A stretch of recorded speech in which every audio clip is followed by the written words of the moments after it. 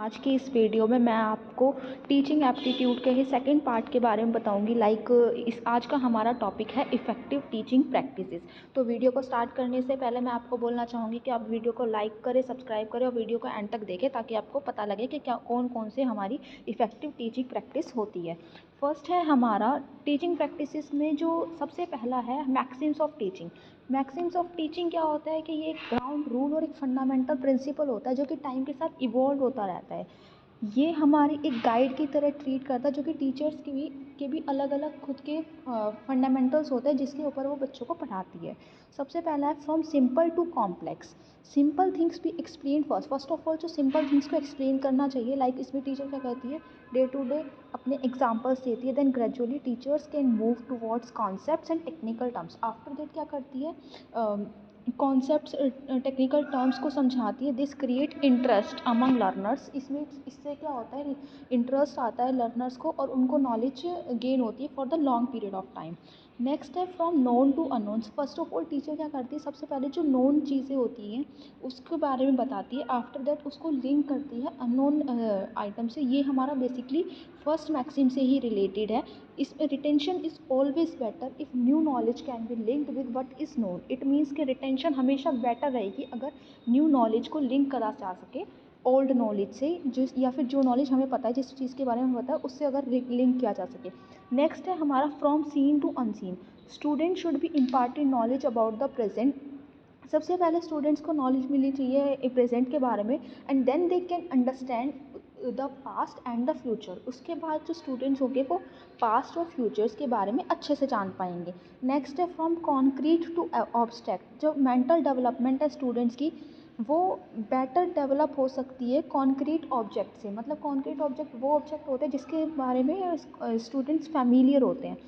After that है ना, micro words को अंडरस्टैंड किया जाना चाहिए at the later stage. Next है from particulars to general. The student should be presented with examples first and then general laws and their derivations can be explained to them. First of all students को examples बताने चाहिए किसी भी topic के related. After that general laws देखे जाने चाहिए जाएगा एंड उसके डेरिवेशन किस तरह से वो डेरिवेट होते हैं। तो एक्सपेरिमेंट्स और डेमोन्स्ट्रेशन इस पर्पज़ के लिए बहुत ही यूज़फुल है। नेक्स्ट है फ्रॉम होल टू पार्ट। एक गेस्टल साइकोलॉजिस्ट था जो कि जिसने ये प्रूव करा था कि फ़र्स्ट ऑफ ऑल कोई भी ह्यूमन बींग होता है या कोई भी स्टूडेंट वगैरह होता है वो पहले क्या करता है, होल ऑब्जेक्ट को डिटरमाइन करता है। आफ्टर दैट वो उसके पार्ट्स को डिटरमाइन करता है। सबसे पहले हम किसी ट्री को देखते हैं तो हमें लगता है कि हाँ ये ट्री है। आफ्टर दैट हम उसकी लीव्स को देखते हैं, उसकी ब्रांच को देखते हैं। इसी तरह से जो सबसे पहले टीचर्स को क्या करना चाहिए था, इंट्रोडक्शन और overview of the topic is important. First of all किसी भी टॉपिक का इंट्रोडक्शन या ओवरव्यू इम्पॉर्टेंट होना चाहिए। आफ्टर दैट उस टॉपिक को लिंक करा जाना चाहिए उसके प्रिंसिपल से, उसके ऑब्जेक्टिव से, उसकी नेचर कैरेक्टरिस्टिक्स, इस तरह से।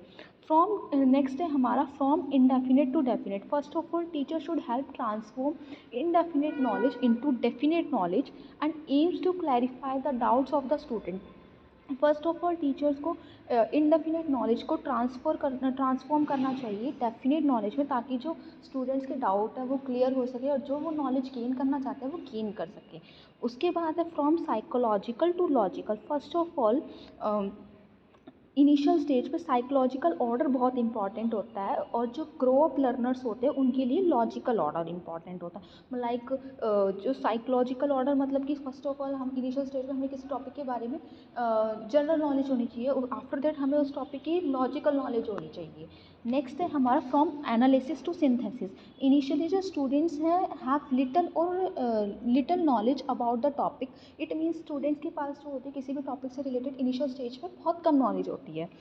एनालिसिस का मतलब क्या होता है, प्रॉब्लम्स को डिवाइड कर देना into the constituent parts and then those parts are studied. मतलब कि एनालिसिस का मतलब क्या होता है कि डिवाइड करते रहना पार्ट्स को और उसके बाद एक एक पार्ट को अच्छे से स्टडी करना, वो होता है हमारा analysis. Synthesis means understanding bye connecting the knowledge acquired through analysis the parts. It means कि सबसे पहले किसी भी पार्ट को एनालाइज करना, उसको अंडरस्टैंड करना, आफ्टर दैट उसको कंस्टिट्यूट करना, वो होता है हमारा synthesis.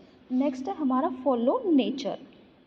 It means to regulate the education of a people according to its nature. इस मीन्स क्या होता है, किसी भी पर्सन के रिगार्ड अगर कोई नॉलेज किसी को गेन करनी है तो उसके अकॉर्डिंग ही उसको नॉलेज प्रोवाइड करना ताकि वो अच्छे से समझ पाए। नेक्स्ट है हमारा training of senses. Training of senses में क्या होता है, 5 सेंसेस होते हैं, sight, sound, taste, smell and touch are gateways to knowledge. Knowledge के जो मेन हमारे जिससे हम नॉलेज गेन कर पाते हैं वो हमारे 5 सेंसेस होते हैं, लाइक साइट हो गई, साउंड, टेस्ट, स्मेल, जिसके बारे में हमें पता लगता है। It is better if all और maxims of these senses can be applied in teaching. मतलब कि ये बहुत ही बेटर होगा अगर हम इन सारे सेंसेस को अच्छे से अप्लाई करें टीचिंग में। मॉन्टर्स और फ्रॉबल्स जो है मेन कंपोनेंट है इस मैक्सिम के। नेक्स्ट है हमारा encouragement to self study. Dalton system जो is based on the self study. जो नेक्स्ट मैक्सिम है वो हमारा है कि बच्चों को एनकरेज करना कि वो सेल्फ स्टडी कर सके, क्योंकि जो सेल्फ स्टडी में बच्चा सीख पाता है वो हम किसी और तरह से नहीं सिखा सकते। नेक्स्ट है हमारा effective teaching behaviour. Effective teaching behaviour के हमारे 3 पार्ट्स हैं। फर्स्ट है teach for understanding rather than exposure. Most ऑफनली teachers teach for exposure rather then in depth understanding of student. Mostly क्या होता है, टीचर्स क्या करती हैं, वो एक्सपोजर स्टडी कराती है rather than the deep study. मतलब कि वो किसी भी टॉपिक को डेप्थ में पढ़ाने के बजाय वो ओवरव्यू दे देती हैं, इसलिए बच्चा ढंग से सीख नहीं पाता। इसलिए टीचर्स को कम आइडियाज़ को सिलेक्ट करना चाहिए, लेकिन हर आइडिया को इन डेप्थ स्टडी करानी चाहिए ताकि बच्चों के डाउट्स क्लियर हो सके। नेक्स्ट है हमारा एक्सप्लिसिट इंस्ट्रक्शन। एक्सप्लिसिट इंस्ट्रक्शन में क्या होता है, teacher should share those big ideas with students and repeat them often. Teachers को क्या करना चाहिए, अपने आइडियाज़ को, बिग आइडियाज़ को स्टूडेंट्स में शेयर करते रहना चाहिए और उन्हें रिपीट कराते रहना चाहिए ताकि स्टूडेंट्स को पता चल सके वो क्या पढ़ रहे हैं और वो क्यों पढ़ रहे हैं और वो कैसे पढ़ रहे हैं। They should be connectivity between the new material with earlier learned material. उन्हें ये न्यू मटेरियल्स को कनेक्ट करना चाहिए अर्लियर मटेरियल से ताकि स्टूडेंट्स की रिटेंशन पावर इंक्रीज हो सके।